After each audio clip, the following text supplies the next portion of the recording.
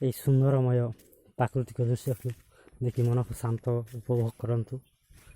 ଏଭଳି ଶାନ୍ତ ପରିବେଶ ମଧ୍ୟରେ ନିଜର ମନକୁ କେନ୍ଦ୍ରୀଭୂତ କରି ଶାନ୍ତିରେ ଜୀବନଯାପନ କରିବା ପାଇଁ ପ୍ରାକୃତିକ ସହ ଜଡ଼ିତ ହେବାକୁ ଅନୁରୋଧ।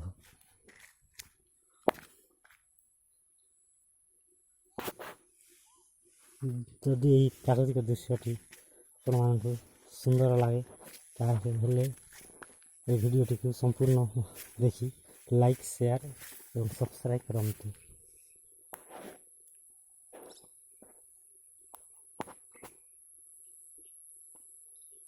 ଏମିତି ପ୍ରାକୃତିକ ଦୃଶ୍ୟ ଦେଖିବାକୁ ପାଇପାରିବେ, ତେଣୁକରି ସବସ୍କ୍ରାଇବ୍ କରନ୍ତୁ ଏବଂ